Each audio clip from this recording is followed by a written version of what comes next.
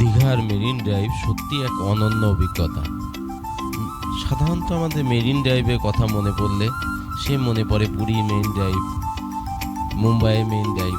কিন্তু আজ আপনাকে আর অত দূরে যেতে হবে না। কলকাতা থেকে মাত্র 300 কিলোমিটার দূরে আপনার দীঘার হাতের কাছে দীঘাতেই পেয়ে যাবেন সেই অভিজ্ঞতা।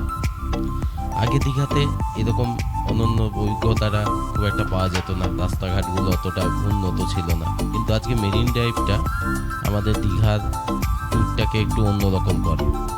কলকাতা থেকে 300 কিলোমিটার দূরে 26 কিলোমিটার সুবিস্তৃত বেলাভূমিতে এই মেরিন ড্রাইভের রাস্তাটা।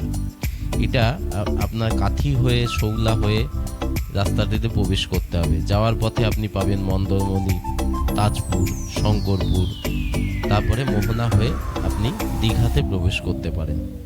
কংক্রিটের রাস্তাটা যেন এক নতুন স্বর্গীয় অনুভূতি দেয়।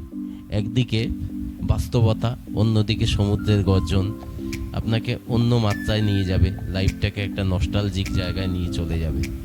আমরা আমাদের জিনিয়াস গ্রুপ একটি লং ড্রাইভে বেরিয়েছিলাম দীঘা এক্সকারশন করতে গিয়ে। সেখানকার সংস্কৃতি, সেখানকার অর্থনীতি, এগুলোর সঙ্গে আমরা পরিচিত হতে তা যেতে যেতে আমাদের মেরিন ড্রাইভের রাস্তাটা একটা অনন্য সুন্দর লেগেছে। একদিকে সবুজ, অন্যদিকে নীলাভ সমুদ্রের পটভূমি।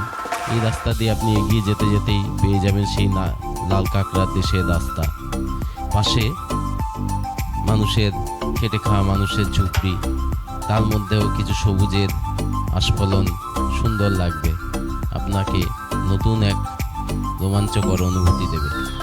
আপনি যখনই দীঘা আসবেন অবশ্যই এই মেরিন ড্রাইভের পথ ধরেই দীঘাতে আসবেন। ভালো থাকবেন, সুস্থ থাকবেন।